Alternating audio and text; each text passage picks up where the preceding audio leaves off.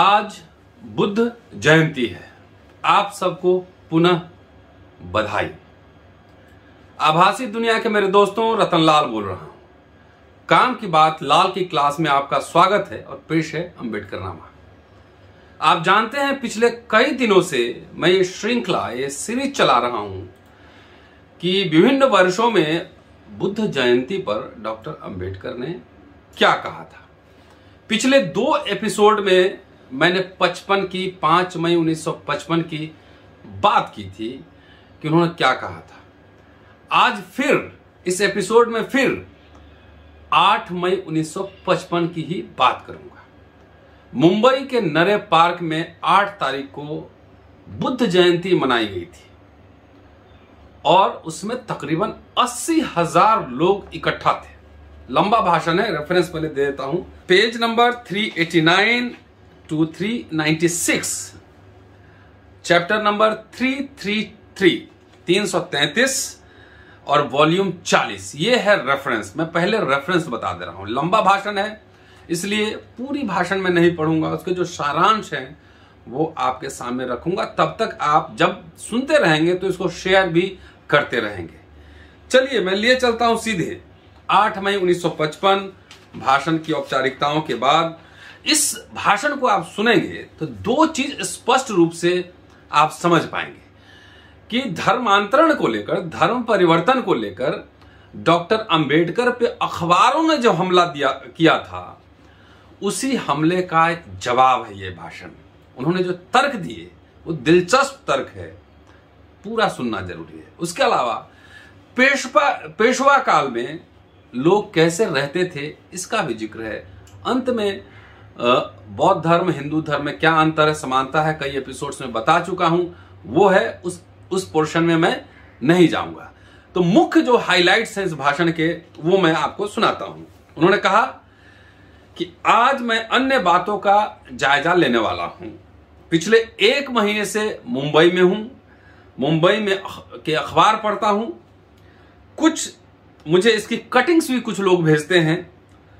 बौद्ध धर्म स्वीकार करने को लेकर कई लोग की राय पढ़ने में आती है। लगभग हर रोज आलोचना आती है। गोदी मीडिया उस समय भी था। हर रोज आलोचना आती है। कहा जाता है कि अस्पृश्य लोगों को इस काम के लिए बरगलाया जा रहा है।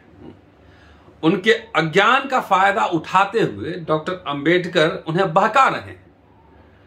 उस धर्म को अपनाने के बाद आपका नुकसान होगा। डॉक्टर अंबेडकर पागल है, उसके जाल में मत फंसना। अगर उसकी बातों में आओगे तो खड्डे में जाओगे, वगैरह वगैरह बातें कही जाती है। इन बातों का उल्लेख करते हुए उन्होंने कहा कि सार्वजनिक काम में आलोचना का अधिकार सबको है। ऐसी बात नहीं कि मुझे इसका खेद है। मेरा जीवन लोगों की आलोचना सहने में ही बीता है। छोटे बच्चों को नजर न लगे इसलिए मां उसको काजल का टीका लगाती है। उसी प्रकार ये लोग मुझे हमेशा कालिख लगाते हैं। मुझे इस बात का कुछ भी बुरा नहीं लगता। लेकिन हम में से कई लोग अज्ञानी और कुछ लोग ज्ञानवान हैं। उन पर अखबारों में लिखे गए बातों का असर होता होगा। इसलिए अखबारों में जो लिखा जाता है उस पर टीका टिप्पणी यानी समीक्षा जरूरी है। आगे कहते हैं कि सुरक्षा करने वालों को ही आलोचना का अधिकार होता है। आलोचना सब एक दूसरे को नहीं, सुरक्षा जो करता है उसी को आलोचना का अधिकार है।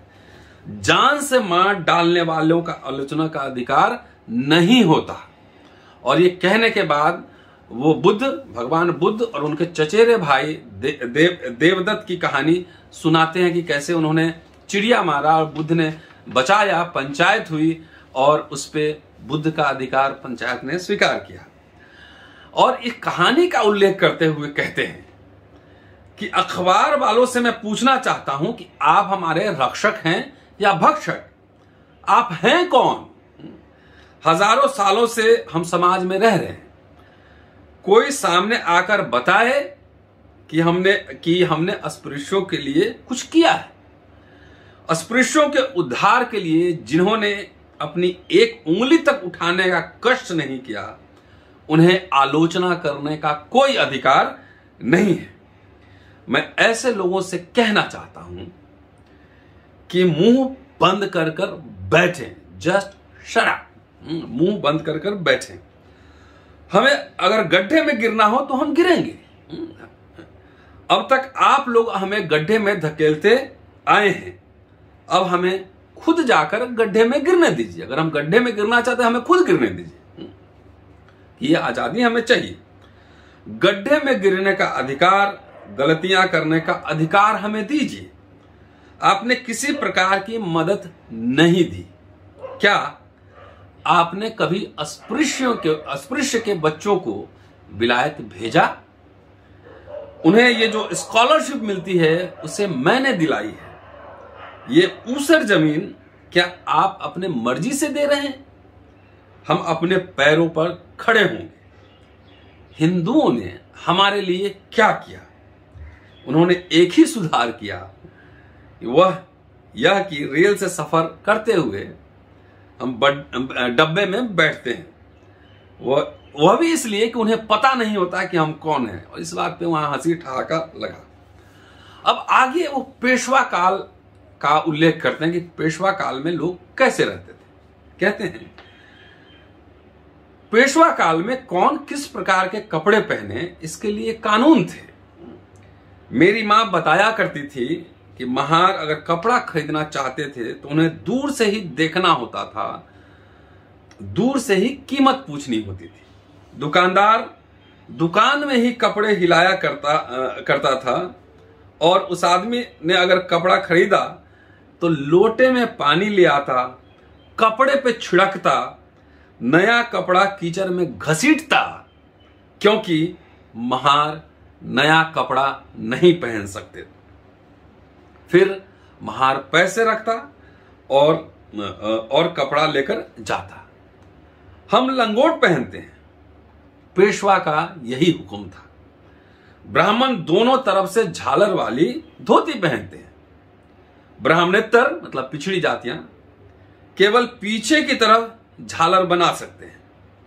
भंडारी लोग बड़ा रुमाल कुल्हे पे लपेटते हैं। ऐसे नियम पेशवा काल में थे कि कौन किस तरह का कपड़ा पहनेगा।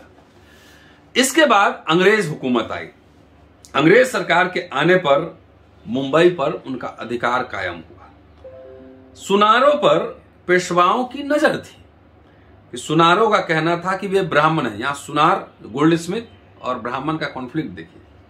सुनारों का कहना था कि वे ब्राह्मण हैं, पेशवा कहते हम ब्राह्मण हैं। सुनार ब्राह्मणों की तरह धोती पहनते, दोनों तरफ झालर वाला। उन्हें इस प्रकार धोती नहीं पहनना चाहिए, उनके कारण भ्रष्टाचार हुआ। इस प्रकार की सभी खबरें अखबारों में छप गया। अंग्रेजों ने धर्म डुबाया कहकर सब लोग हल्ला मचाने लगे। अंग्रेज बौखला गए। अंग्रेज को पता नहीं हुआ कि भारत में क्या स्थिति। बौखला, कपड़ा पहनने पे भी ये हालत। पेशवा की शिकायत उन्होंने सुनी। पेशवा ने कहा कि हमारे प्रजाजनों पर पहले प्रतिबंध थे, आपके आने के बाद वे कसोटा पहनने लगे। तब ईस्ट इंडिया कंपनी तभी भारत आई थी। बालकेश्वर में महाजन लोग रहते थे, यानी सुनार। मुख्य अधिकारी ने शिकायत सुनी। उन्होंने महाजनों से को बुलाकर पूछताछ की। बात सामने आई कि सुनार झालर वाली धोती पहनने लगे थे। हुक्म हुआ सुनार ऐसी धोती नहीं पहनेंगे। यह था। पंचों ने उन पर 50 रुपए का जुर्माना लगाया। अब लोग कोट पतलून पहनने लगे। अभी झालर वाली धोती पहन के आए तो कैसा लगेगा? लोग सड़क पे कैसे देखेंगे? सोचिए कैसे कपड़ा पहनने में भी सत्ता का खेल होता है, ये समझना है। आगे कहते हैं कि फिर ये लोग मतलब अखबार वाले क्यों आलोचना करते हैं? ये कैसे हमारे हित चिंतक, शुभ चिंतक, वेल विशर हुए?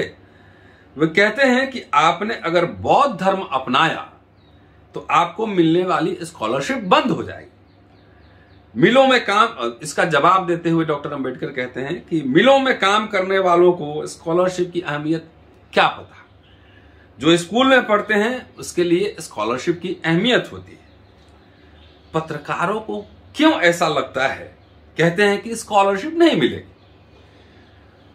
उससे दिलाने के लिए मैं अभी जिंदा हूं। डॉक्टर अंबेडकर कहते हैं कि मैं जिंदा हूं, अभी मेरे मरने के बाद जो होगा वो होता रहे। ये डॉक्टर अंबेडकर के लाइन है, मेरे मरने के बाद जो होगा होता रहे, मैं अभी जिंदा हूं। स्कॉलरशिप धर्म पर निर्भर नहीं है, वे गरीबी पर निर्भर हैं। सिख अस्पृश्यों को भी स्कॉलरशिप मिलती है, इसलिए डरने की बात नहीं है। कोई आरक्षण और आपका वैसे भी आरक्षण निजीकरण से खत्म हो रहा है, इसलिए जब तक आप संघर्ष नहीं करेंगे कुछ बचेगा नहीं। आगे एक उदाहरण देते हैं कि हम में से एक व्यक्ति इंजीनियर बनने के लायक था, बनने वाला था, काबिल है, लेकिन अब तक उसे इंजीनियर नहीं बनाया गया। हमारे मुख्यमंत्री भी उसमें शामिल है। राजा ही प्रजा को मारने लगे तो प्रजा किसके पास जाए? इस सवाल उठाते हुए कहते हैं कि मैं अब पढ़े लिखे लोगों से पूछना चाहता हूं कि बताइए महार लोग क्या किया करते थे? जूठन खाते थे, भिखारी की तरह रहते थे, वही हालत थी ना उनको, उस पर तो कोई सवाल नहीं उठा कभी। आगे कहते हैं कि लोग मुझसे कहते हैं ये तो ईसाई बना, इसका निवाला छिन गया, इसका अब कैसे होगा। और एक ब्राह्मण पत्रकार जिसका जिक्र मैंने पिछले किसी एपिसोड में किया था, कहते हैं कि एक ब्राह्मण पत्रकार मेरा विरोधी था। वो हर रोज हिसाब लगाता था, जानवरों का मांस, सींग, चमड़ा, हड्डियों आदि की 2-4 हजार रुपए की कीमत बताता और कहता कि डॉक्टर अंबेडकर ने महारों का नुकसान किया है। और यह खबर केसरी में छपता था। केसरी बाल गंगाधर तिलक चलाते थे और उस समय के कहते हैं कि बहुत प्रतिष्ठित पत्रिका थी। अब संगमेश्वर की सभा का जिक्र करते हुए डॉक्टर अंबेडकर कहते हैं कि संगमेश्वर में सभा थी, वहां वो ब्राह्मण पत्रकार आया, मिलने की बात की, मैं मिला।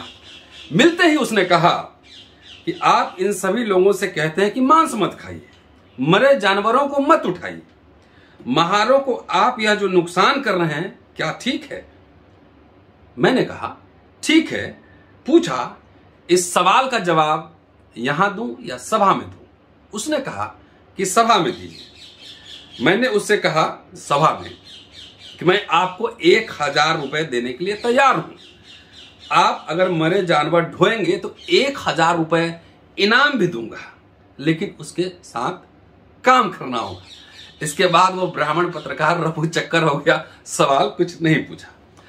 आगे डॉक्टर अंबेडकर कहते हैं कि स्वाभिमान जीवन में बहुत जरूरी है और यहां कमाठीपुरा का उदाहरण देते हैं, और जिसपे मैंने एक एपिसोड बनाया था। कहते हैं कि स्वाभिमान का जिंदगी में बहुत महत्व है।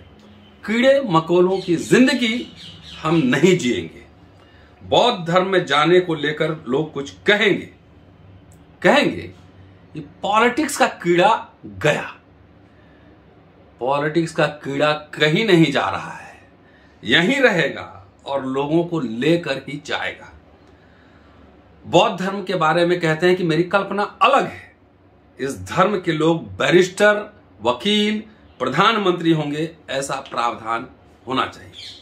यह धर्म हमें पावन करेगा, इसलिए पथ भ्रष्ट करने वाले लोगों की कोशिशों पर ध्यान न दें। इसके बाद हिंदू धर्म बौद्ध धर्म में जो अंतर है वो बताते हैं। शिवाजी की जो घटना है राज्याभिषेक का, उसकी चर्चा करते हैं। तमाम ये बातें हैं और अंत में कंक्लूड करते हैं कि बौद्ध धर्म में 2 तरह के लोग हैं, एक अनुसंधान करने वाला और एक प्रचार करने वाला। इस धर्म का अनुसंधान करना मेरा मार्ग नहीं है, ये कहते हैं डॉक्टर अंबेडकर, कि मेरा काम है प्रचार कर हम लोगों तक पहुंचना और लोगों को बुद्धिस्ट बनाना। यही हाल कुछ अंबेडकरनामा का भी है। अनुसंधान शोध बहुत सारे साथी कर रहे हैं, रिसर्च, लेकिन अंबेडकरनामा का काम रिसर्च के साथ साथ अंबेडकर के विचारों को प्रचार करना है, घर घर तक पहुंचाना है। इसलिए ज्यादा से ज्यादा देखिए और उसको शेयर करिए,